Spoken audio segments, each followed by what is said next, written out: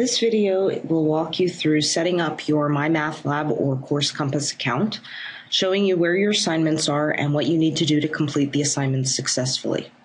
Okay.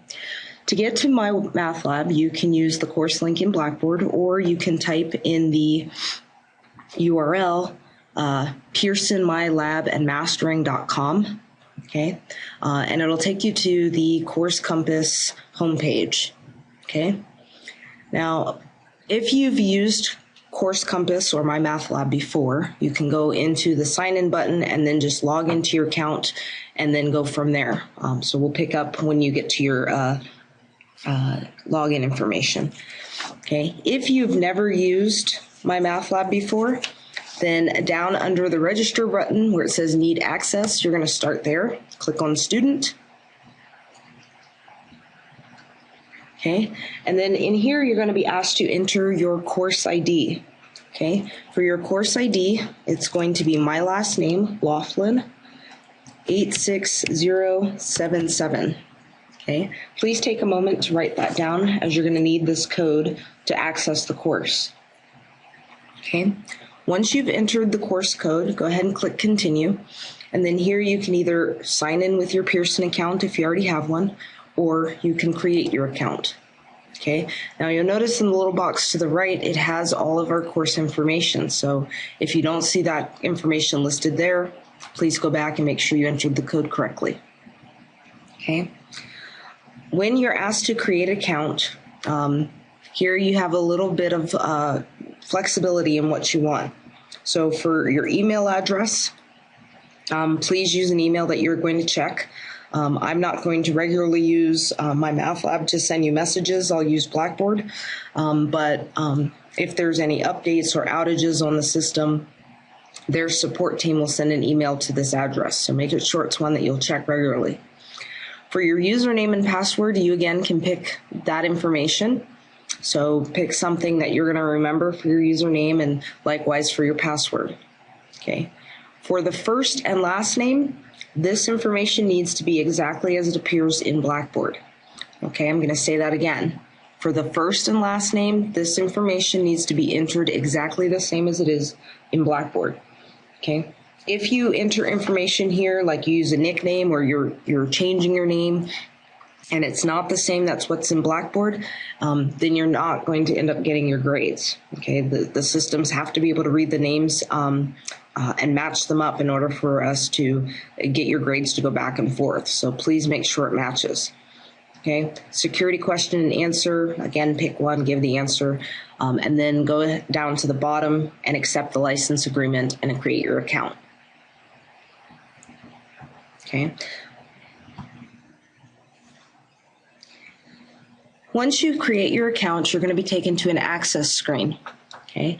Here you're going to be given two options. If you've already bought your textbooks and received them, then you can use your access code that came with your book. Okay, and as you can see here, you're going to get 6 boxes. You're going to be asked to enter the code that came. Please enter it exactly as it is in your boxes. Okay.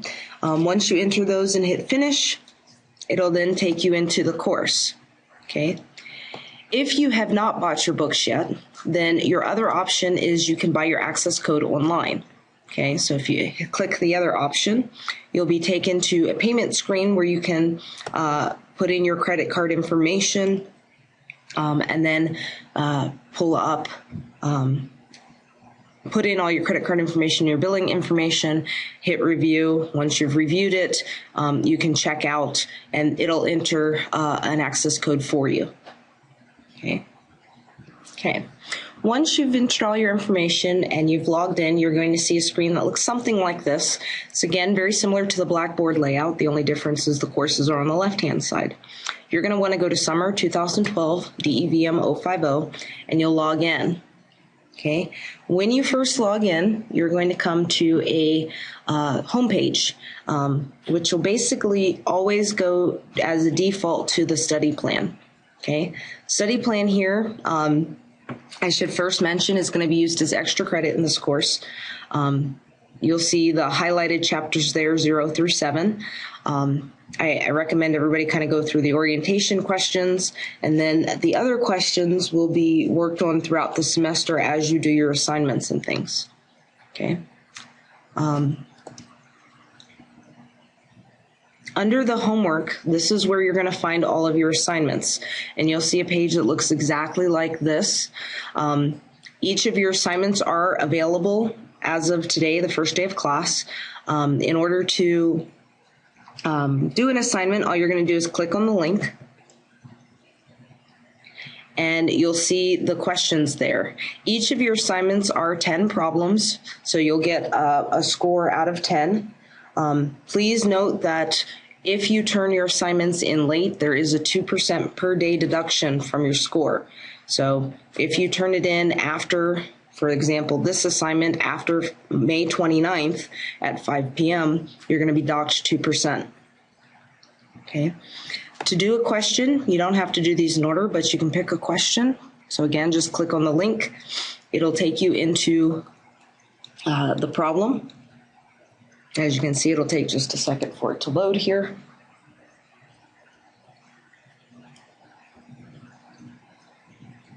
Okay, and you'll just need to type in the answer. I recommend that as you do these problems, have paper and pencil handy.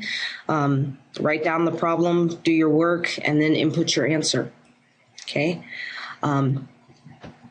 Once you've entered an answer, and I'm just going to put something in here, you'll see, for example, at the bottom there, as soon as I started typing, I can either clear all, or once I've entered in every box, I can check my answer. If your answer is correct, you'll see it right off the top. If it's wrong, you'll see something that looks like this. It says, sorry, that's not correct. Both of your answers are incorrect. Or it'll say one of your pieces is incorrect. Check your division. Please try again. Okay. Each of your problems you will get 3 attempts at. So you'll get to check your answer 3 times before it counts your score. Okay. If you need help on any particular problem, there is a view an example. There's links to the textbook. You can print these assignments out and then, work on them in paper and pencil and then come back in and enter your answers. Okay. Okay. And as I said, all of your assignments are listed there. If you want to work ahead, you are welcome to. Once you've completed an assignment, you'll see on the right-hand side of the screen, there's a gradebook score. So once you've submitted it, you'll be able to access your score. Again, you'll be able to go in and see which ones you got right and which ones you got wrong. And then once you're done, you'll be able to go back in and see the solutions to those problems that you missed. Okay.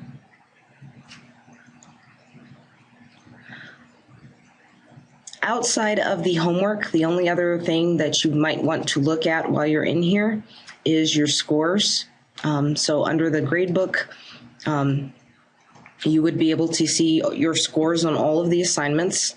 Okay, a couple things you'll be able to see here is obviously how many you got right or wrong, what your score was, and the time you spent on it. Okay, for each of these assignments, you shouldn't spend more than an hour on them. Some of them are seriously not going to take you that long. Some may take a little longer, but if you're continually spending more than an hour on these problems, then I would say you should go back and review the material more clearly before you attempt this assignment again. Okay. The other thing you'll see is the last time you worked the assignment. Okay. So if for some reason your score isn't quite what you thought it should be, please note the date it's worked. When you click on review, it'll also tell you whether or not it was submitted late. Okay. Again, the other piece that you're going to want to look at in here is your study plan. And again, the idea there is for you to go through and be able to work all of the problems in these sections. So as you can see, if I click on a chapter, it'll break it down into the different sections. If I go into those sections, you'll see all sorts of problems in there. Okay, all of these problems are similar to ones that are in the book. You have a couple of different objectives here. You can show everything, kind of the screen we're seeing, or work on topics that you need to study. Okay, once you start doing assignments, this will fill up. Obviously, I haven't done any of the assignments yet, so it doesn't tell me what I need to work on still. But if you're getting problems wrong, it'll add to your study plan. If you're getting them right, it'll take away from your study plan. You can also prove mastery in an area. So if you don't want to go through all of the problems that are listed, you can go to prove mastery, and it'll take you back to the homework assignments or some of the chapter quizzes. So if I go into the chapter there, if I go into the quizzes and tests there, it'll list it by chapter. There are pre and post tests that are good for not only filling in your study plan, but also to help with studying for the exams in this course. Now, again, some of these are highlighted even though we're not going to look at that material. So remember, for this course, we only go up to chapter 7. So you don't have to worry about 8, 9, and 10. Okay. All right. At this point, you should be able to get into your MyMathLab, and you should be able to find your assignments. So remember, all of your assignments are going to be under the homework. The quizzes and tests are not graded, but they're there for your review. Okay.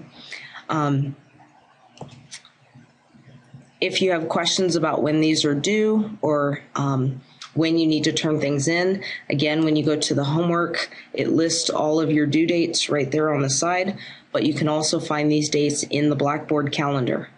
Okay. If you have any questions, please feel free to contact me. At this point, you should be able to get in and get started on your MyMathLab assignments.